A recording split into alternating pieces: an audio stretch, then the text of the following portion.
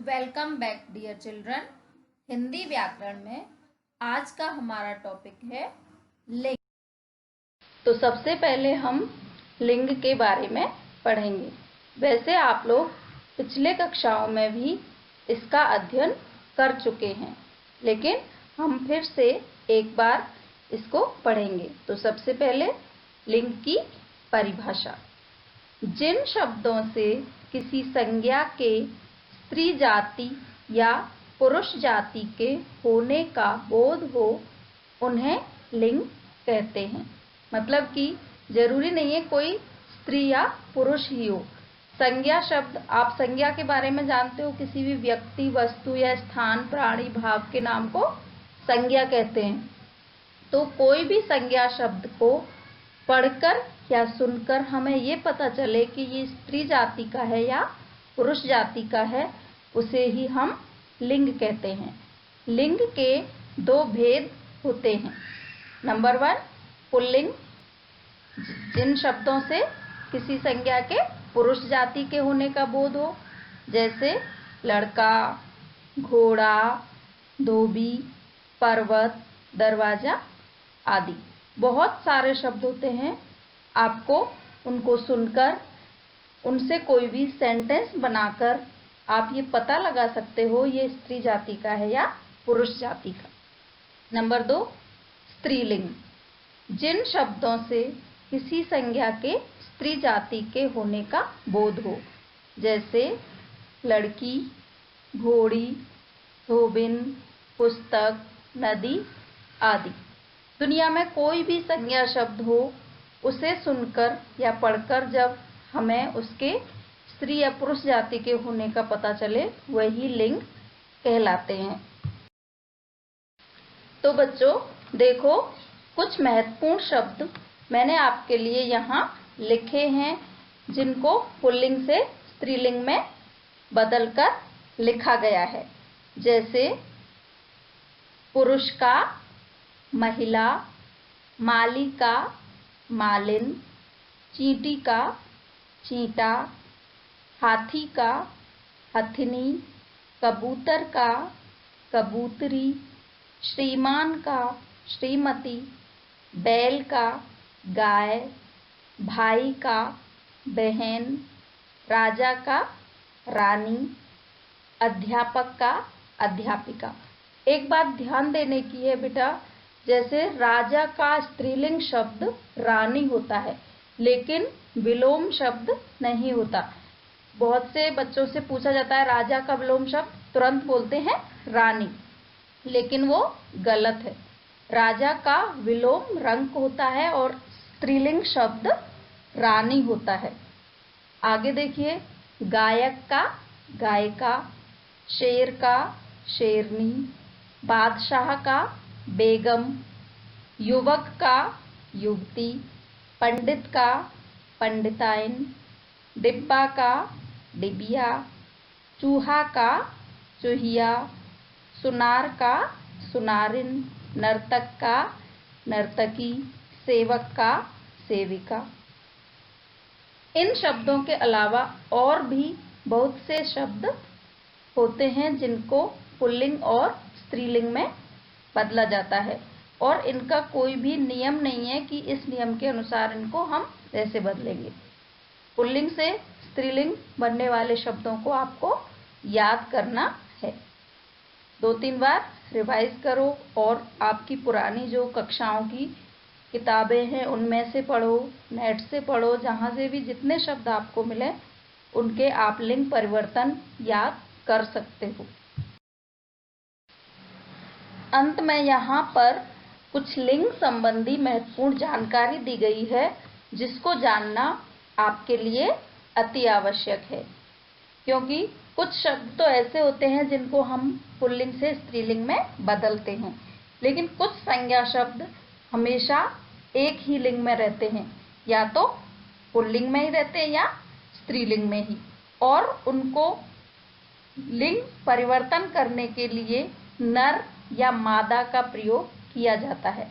जैसे जो शब्द हमेशा पुल्लिंग में रहते हैं उनका स्त्रीलिंग बनाने के लिए हमें मादा का प्रयोग किया जाता है, और जो शब्द पुल्लिंग में रहते हैं, स्त्रीलिंग में रहते हैं, उनको पुल्लिंग बनाने के लिए नर शब्द का प्रयोग किया जाता है।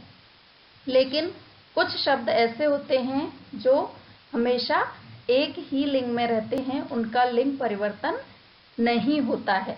जैसे पर्वतों के नाम हमेशा पुल्लिंग में ही रहते हैं, हिमालय, कैलाश, विंध्याचल आदि।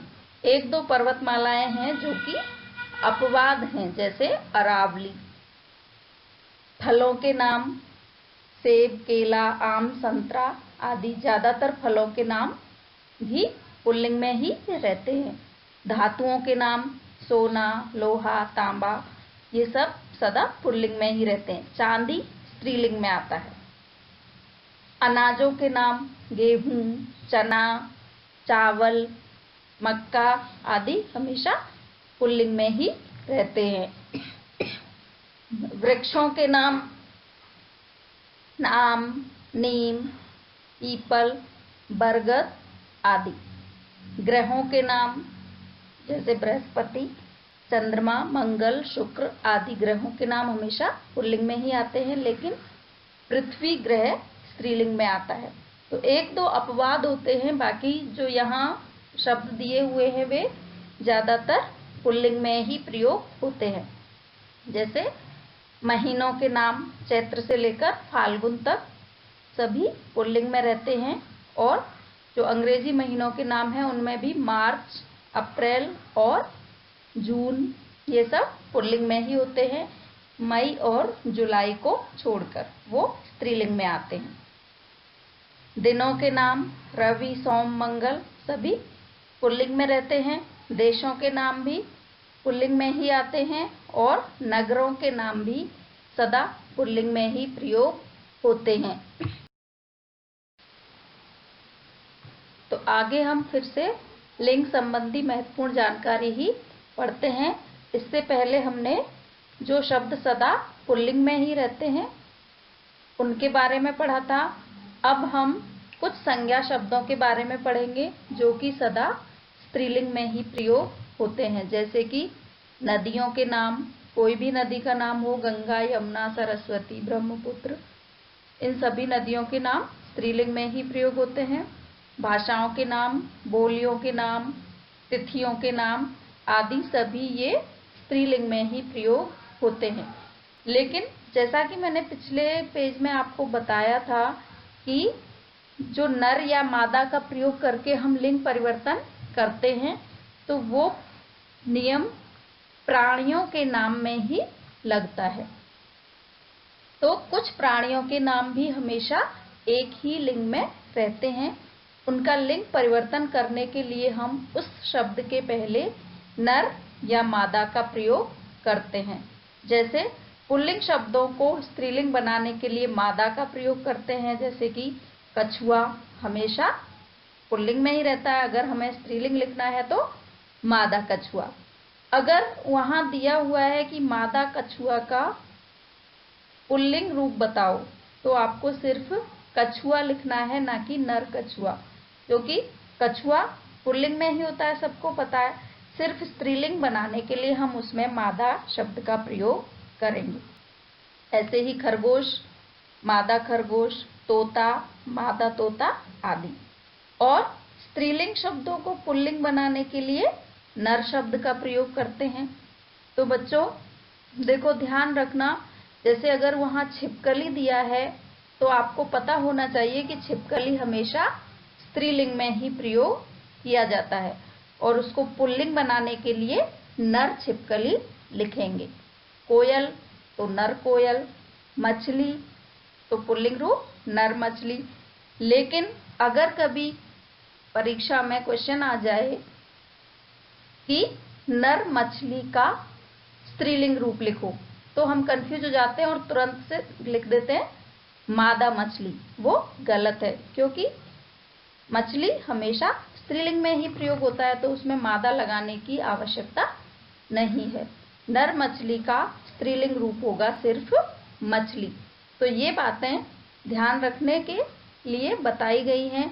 तो बेटा इन सभी बातों को आपको ध्यान रखना है और लिखकर याद करना है। धन्यवाद। आपका दिन शुभ हो।